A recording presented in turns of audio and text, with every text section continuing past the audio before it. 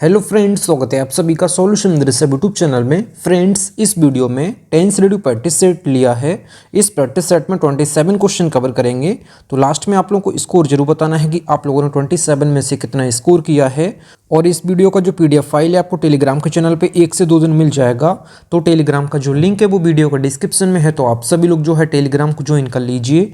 और लास्ट में मैं जो क्वेश्चन पूछता हूँ उसका भी आंसर आप लोग कमेंट बॉक्स में जरूर दीजिएगा। तो चलिए इस प्रैक्टिस सेट को शुरू करते हैं। अगर आप चैनल पर पहले आप विजिट की चैनल को सब्सक्राइब करें, बेल आइकन प्रेस करें। चलिए वीडियो को शुरू करते हैं। और आप सभी लोग जो है मेरे साथ साथ लाइव चैट में भी आंसर देते रहिए। मैं सभी के कमेंट्स जो है रीड कर रहा हूं। तो चलिए इस प्रैक्टिस सेट को शुरू करते हैं। सबसे पहला question number 1, he always blank late. तो इसमें आप लोग सोच लीजिए इसका राइट ऑप्शन क्या हो जाएगा। मैं आपको बिल्कुल बेसिक से एडवांस लेवल तक बताऊंगा, जिसमें ये पार्ट 1 है। इसके बाद आपको पार्ट 2, पार्ट 3, पार्ट 4 और पार्ट 5 जल्द ही मिल जाएंगे, जिसमें मैं बिल्कुल बेसिक से लेके एडवांस लेवल तक बताऊंगा।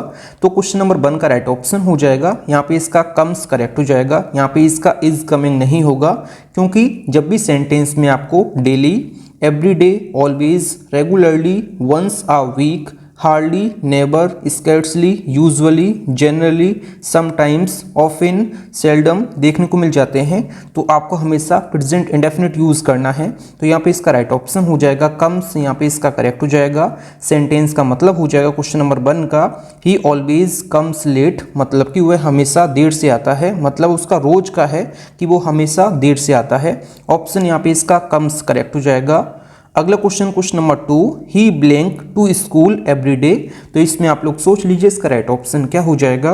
अभी मैंने आपको बताया था, जब भी सेंटेंस में daily, every day, always, regularly, once a week, once a month, once a year, या फिर never, hardly, scarcely, seldom, usually, generally, sometimes, often देखने को मिल जाता है, तो आपको हमेशा यूज करना है प्रेजेंट इंडेफिनिट। तो यहाँ पे इसका गोज करेक्ट हो जाएगा।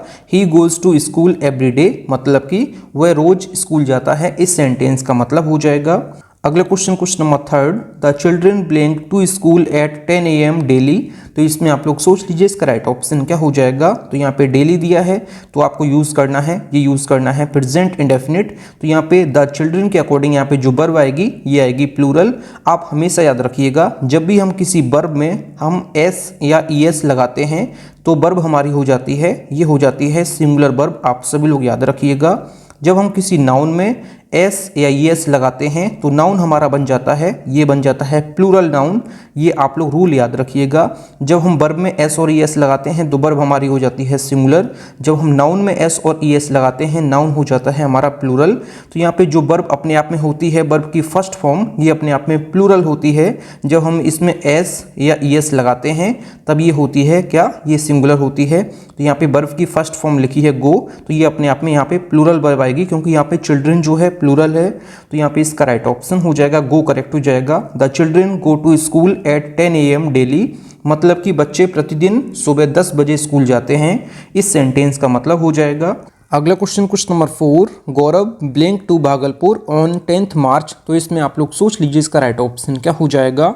जब भी सेंटेंस में किसी फ्यूचर प्लान एक्शन के बारे में बात की जाए, किसी भविष्य के प्रोजेक्ट के बारे में बात की जाए, तो आपको हमेशा यूज़ करना है, ये यूज़ करना है प्रेजेंट कॉन्टिन्यूअस टेंस। तो यहाँ पे इसका राइट ऑप्शन हो जाएगा, यहाँ पे इसका इज गोइंग, यहाँ पे इसका करेक्ट हो जाएगा। सेंटेंस का मतलब हो जाएगा Gaurav is going to Bhagalpur on 10 March, मतलब हो जाएगा सेंटेंस का गौरव जो है 10 मार्च को भागलपुर जा रहा है। यहाँ पे जो है फ्यूचर के किसी प्लान एक्शन के बारे में बात की जा रही है कि जो गौरव है ये 10 मार्च को भागलपुर जा रहा है, इस सेंटेंस का मतलब हो जाएगा। यहाँ पे जो लिखा है गोज, गोज जो है ये सिंपल प्रेजेंट में आता है, मतलब कि प्रेजेंट इंडेफिनिट में आता है। तो प्रेजेंट इंडेफिनिट का यूज़ हम किस केस में करते हैं, जब भी टाइम टेबल बताना हो, जब भी फिक्स्ड शेड्यूल बताना हो, जब भी ऑफिशियल प्रोग्राम बताना हो, तो आपको हमेशा सिंपल प्रेजेंट टेंस यूज़ करना है, मतलब कि प्रेजेंट इंडेफिनिट टेंस यूज़ करना है। अगर हम यहाँ पे गोज लगाते तो यहाँ पे गोज भी सही हो सकता है, लेकिन ये किस केस में होगा, किस सेंस में होगा, ये किसी तय, मतलब कि किसी तय प्रोग्राम, मतलब कि कोई फिक्स्ड शेड्यूल या फिर कोई फिक्स्ड प्रोग्राम के हिसाब से यहाँ पे हम गोज भी लगा सकते हैं। तो यहाँ पे क्या मतलब हो जाएगा सेंटेंस का, गौरव goes to Bhagalpur on 10 March, मतलब हो जाएगा सेंटेंस का कि गौरव 10 मार्च को भागलपुर जाता है, मतलब कि हर साल वो 10 मार्च को भागलपुर जाता है। तो ये जो है एक फिक्स्ड शेड्यूल है, ये जो है एक फिक्स्ड प्रोग्राम है। जब भी सेंटेंस में कोई ऑफिशियल प्रोग्राम या फिर फिक्स्ड शेड्यूल के बारे में बात की जाती है तो हम सिंपल प्रेजेंट टेंस यूज़ करते हैं, मतलब कि प्रेजेंट इंडेफिनिट टेंस यूज़ करते हैं। जैसे कि इसमें मैंने गोज़ भी आपको बताया है कि गोज़ किस केस में आ सकता है। तो जब भी फिक्स्ड शेड्यूल, फिक्स्ड प्रोग्राम के बारे में बात की जाए तो आप यहाँ पे सिंपल प्रेजेंट टेंस यूज़ करेंगे, मतलब कि गोज़ यहाँ पे करेक्ट हो जाएगा। जब भी फ्यूचर के किसी प्लान एक्शन के बारे में बात की जाएगी तो यहाँ पे इज़ गोइंग करेक्ट हो जाएगा। बाकी मैंने आपको दोनों समझा दिए हैं, यहाँ पे दोनों ही करेक्ट हैं, अलग अलग सेंस में यूज़ होंगे। जब वो हर साल 10 मार्च को जाता है भागलपुर तो यहाँ पे आप लगाएंगे गोज़। जब वो 10 मार्च को भागलपुर जा रहा है तो मतलब कि ये फ्यूचर का प्लान एक्शन है, तो यहाँ पे हम इज़ गोइंग लगाएंगे। मैंने आपको दोनों फुल्ली डिटेल से बता दिए हैं, यहाँ पे दोनों ही अलग अलग सेंस में करेक्ट हो जाएंगे। तो यहाँ पे इसका इज़ गोइंग भी करेक्ट हो जाएगा, यहाँ पे गोज़ भी करेक्ट हो जाएगा, अलग अलग सेंस में। मैंने आपको मतलब बता दिया है दोनों का। अब देख लेते हैं अगला question. Question number 5, the institute blank in February. तो इसमें आप लोग सोच लीजिए इसका राइट ऑप्शन क्या हो जाएगा। अभी मैंने आपको बताया है जब भी सेंटेंस में भविष्य मतलब कि फ्यूचर की किसी निश्चित योजना या फिर निश्चित किसी घटना के बारे में बात की जाए तो आपको हमेशा यूज़ करना है प्रेजेंट इंडेफिनिट। तो यहाँ पे इसका रीओपन्स, यहाँ पे इसका करेक्ट हो जाएगा। द इंस्टीट्यूट रीओपन्स इन फरवरी, मतलब कि जो संस्थान है, जो इंस्टीट्यूट है, ये फरवरी में पुनः खुलेगा, मतलब कि दोबारा से खुलेगा। तो यहाँ पे भविष्य के बारे में बात हो रही है। फ्यूचर के किसी निश्चित योजना के बारे में बात की जाए तो आपको हमेशा प्रेजेंट इंडेफिनिट यूज करना है। तो यहाँ पे इसका राइट ऑप्शन हो जाएगा रीओपन्स, यहाँ पे इसका करेक्ट हो जाएगा। अगला question number 6, if he blank here I will help him. तो इसमें आप लोग सोच लीजिए इसका राइट ऑप्शन क्या हो जाएगा। जब भी सेंटेंस में भविष्य की दो घटनाओं के बारे में बात की जाए और सेंटेंस की जो शुरुआत है ये इफ या before, when, after, until, unless, as soon as, in case या फिर टिल से स्टार्टिंग होती है, आगे जो है आपको सिंपल फ्यूचर दिया है तो शुरुआत में आपको हमेशा ये यूज़ करना है, ये यूज़ करना है प्रेजेंट इंडेफिनिट। तो यहाँ पे इसका राइट ऑप्शन हो जाएगा कम्स, यहाँ पे इसका करेक्ट हो जाएगा। जब भी सेंटेंस की शुरुआत जो है इफ, बिफोर या फिर when, after, until, unless, as soon as, in case या टिल दिया है तो आपको इस वाले क्लोज में आपको हमेशा यूज़ करना है सिंपल प्रेजेंट। आगे जब आपको सिंपल फ्यूचर दिया है तब आपको इस वाले क्लोज में आपको हमेशा प्रेजेंट इंडेफिनिट यूज़ करना है। ये मैं आपको कंडीशनल सेंटेंसेस की टॉपिक में बता चुका हूँ। जब भी सेंटेंस में भविष्य की दो घटनाओं के बारे में वर्णन किया गया है सेंटेंस में तो आपको हमेशा याद रखना है आगे जो है सिंपल फ्यूचर दिया है तो इफ वाले क्लोज में, बिफोर वाले क्लोज में, व्हेन वाले क्लोज में, after, until, unless, as soon as, in case और टिल वाले क्लोज में आपको हमेशा यूज़ करना है, ये यूज़ करना है प्रेजेंट इंडेफिनिट, मतलब कि सिंपल प्रेजेंट। तो यहाँ पे इसका कम्स करेक्ट हो जाएगा। सेंटेंस का मतलब हो जाएगा अगर वह यहाँ आएगा तो मैं उसकी मदद करूँगा, इस सेंटेंस का मतलब हो जाएगा। अगला question number 7, unless they blank hard they will not get good marks. तो इसमें आप लोग सोच लीजिए इसका राइट ऑप्शन क्या हो जाएगा। बात हो रही है जब तक वे कड़ी मेहनत नहीं करेंगे उन्हें अच्छे अंक नहीं मिलेंगे, इस सेंटेंस का मतलब हो जाएगा। सेंटेंस में जो है दो भविष्य की घटनाओं के बारे में बात की गई है कि जब तक वे कड़ी मेहनत नहीं करेंगे उन्हें अच्छे अंक नहीं मिलेंगे। तो यहाँ पे जब दो भविष्य की घटनाओं के बारे में बात की गई है, आगे जो है सिंपल फ्यूचर दिया है तो आपको शुरुआत वाले क्लोज में आपको हमेशा प्रेजेंट इंडेफिनिट यूज करना है। तो यहाँ पे इसका लेबर, यहाँ पे इसका करेक्ट हो जाएगा। Unless they labour hard they will not get good marks, sentence का मतलब हो जाएगा जब तक भी कड़ी मेहनत नहीं करेंगे उन्हें अच्छे अंक नहीं मिलेंगे, इस सेंटेंस का मतलब हो जाएगा। आपको याद रखना है if, before, when, after, until, unless, as soon as, in case, till वाले क्लोज में आपको सिंपल प्रेजेंट यूज करना है जब आगे आपको सिंपल फ्यूचर दिया है तब। तो यहाँ पे इसका लेबर, यहाँ पे इसका करेक्ट हो जाएगा। अगला question number 8, as soon as I reached Patna I blank inform you. तो इसमें आप लोग सोच लीजिए इसका राइट ऑप्शन क्या हो जाएगा।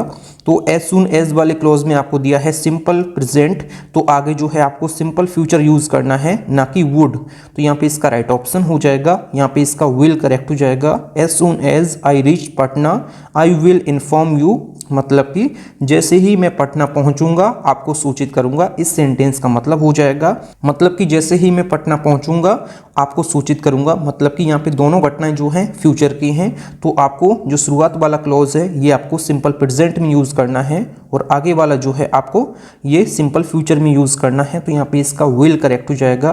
फ्रेंड्स, अगर आपको वीडियो पसंद आती है तो वीडियो को लाइक और अपने 10 फ्रेंड्स वीडियो को जरूर शेयर किया करें। अगला question number 9, the earth blank around the sun. तो इसमें आप लोग सोच लीजिए इसका राइट ऑप्शन क्या हो जाएगा। जब भी सेंटेंस में यूनिवर्सल ट्रूथ के बारे में बात की जाए तो आपको हमेशा यूज करना है प्रेजेंट इंडेफिनिट यूज करना है। तो यहाँ पे इसका राइट ऑप्शन हो जाएगा मूव्स, यहाँ पे इसका करेक्ट हो जाएगा।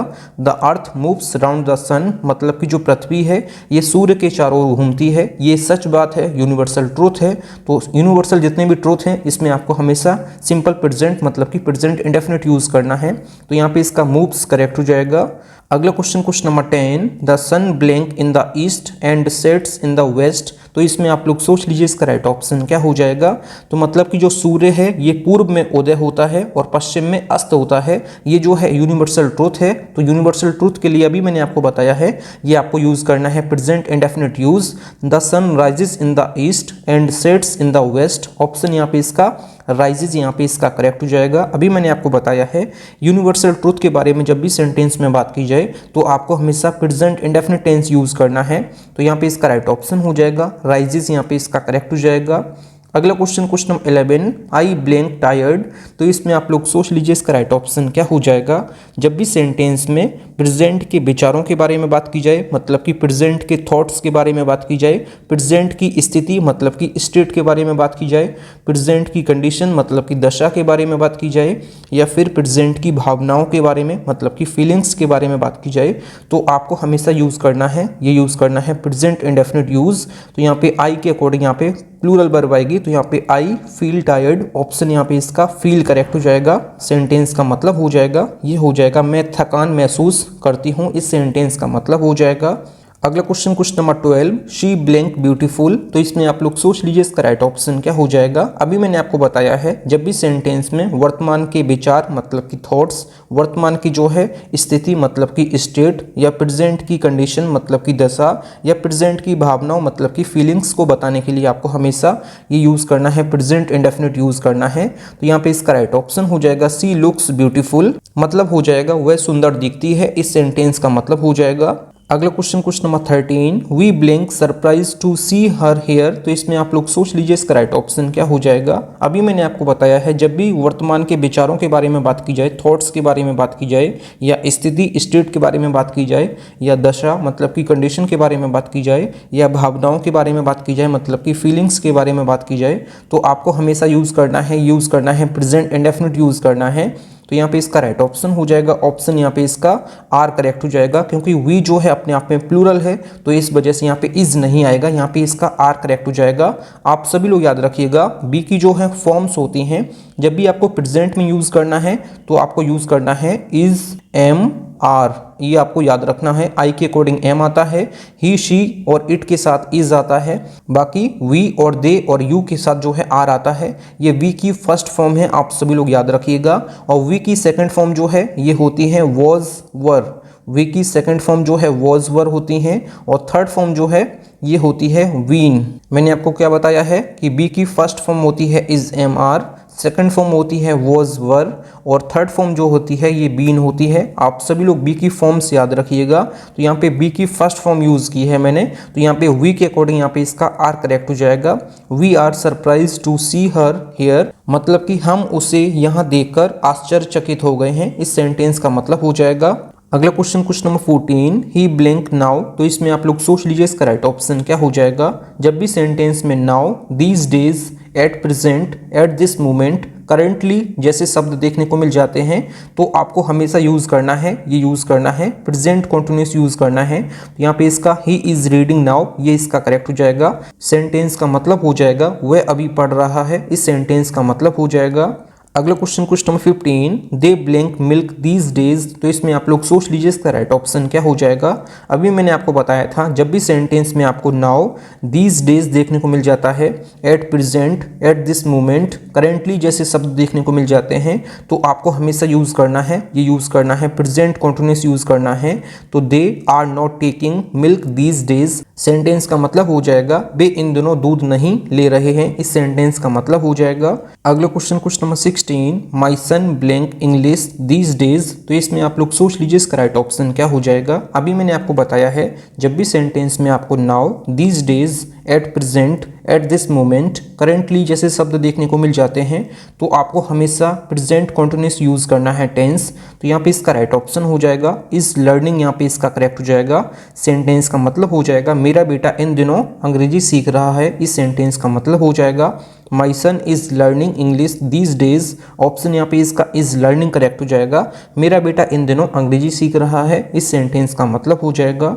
अगला question number 17, Shri Lalu Yadav blank to Delhi tonight. तो इसमें आप लोग सोच लीजिए इसका राइट ऑप्शन क्या हो जाएगा। जब भी सेंटेंस में निकट भविष्य के बारे में बात की जाए या फिर नियर फ्यूचर के बारे में बात की जाए तो आपको हमेशा प्रेजेंट कॉन्टिन्यूस यूज़ करना है। तो यहाँ पे इसका राइट ऑप्शन हो जाएगा इज़ गोइंग, यहाँ पे इसका करेक्ट हो जाएगा। Shri Lalu Yadav is going to Delhi tonight, तो यहाँ पे इसका इज़ गोइंग करेक्ट हो जाएगा। जब भी सेंटेंस में निकट भविष्य की निश्चित योजना या फिर नियर फ्यूचर की कोई निश्चित योजना के बारे में बात की जाए तो आपको हमेशा प्रेजेंट कॉन्टिन्यूस यूज़ करना है। तो यहाँ पे इसका इज़ गोइंग करेक्ट हो जाएगा। सेंटेंस का मतलब हो जाएगा जो मिस्टर लालू यादव हैं ये आज रात दिल्ली जा रहे हैं, इस सेंटेंस का मतलब हो जाएगा। अगला question number 18, we blank the director tomorrow. तो इसमें आप लोग सोच लीजिए इसका राइट ऑप्शन क्या हो जाएगा। आपको मैंने बताया है कि कुछ ऐसी वर्ब्स हैं इनको जो है आईएनजी फॉर्म में आप नहीं लिख सकते हैं, लेकिन जब सेंटेंस में निकट भविष्य की निश्चित योजनाओं के बारे में बात की जाए या फिर नियर फ्यूचर की निश्चित योजना के बारे में बात की जाए तो आप इसमें जो है आईएनजी यूज़ कर सकते हैं। तो यहाँ पे we are seeing the director tomorrow, यहाँ पे इसका करेक्ट हो जाएगा। आर सीइंग यहाँ पे इसका करेक्ट हो जाएगा। जब ये नॉर्मल सेंटेंस होगा तो इसमें जो है आप आईएनजी नहीं लगा सकते हैं, लेकिन जब सेंटेंस में निकट भविष्य की निश्चित योजनाओं के बारे में बात की जाए या नियर फ्यूचर के बारे में बात की जाए तो आप इसमें आईएनजी लगा सकते हैं। तो यहाँ पे इसका आर सीइंग यहाँ पे इसका करेक्ट हो जाएगा। सेंटेंस का मतलब हो जाएगा हम कल डायरेक्टर से मिलेंगे, इस सेंटेंस का मतलब हो जाएगा। अगला question number 19, I blank to Lucknow tomorrow morning. तो इसमें आप लोग सोच लीजिए इसका राइट ऑप्शन क्या हो जाएगा। जब भी सेंटेंस में फ्यूचर के किसी प्लान एक्शन या फिर फ्यूचर के किसी फिक्स्ड एक्शन के बारे में बात की जाती है तो आपको हमेशा यूज़ करना है प्रेजेंट कॉन्टिन्यूअस टेंस। तो यहाँ पे इसका राइट ऑप्शन हो जाएगा, यहाँ पे इसका एम गोइंग यहाँ पे इसका करेक्ट हो जाएगा। सेंटेंस का मतलब हो जाएगा I am going to Lucknow tomorrow morning, मतलब हो जाएगा सेंटेंस का मैं कल सुबह लखनऊ जा रहा हूँ, इस सेंटेंस का मतलब हो जाएगा।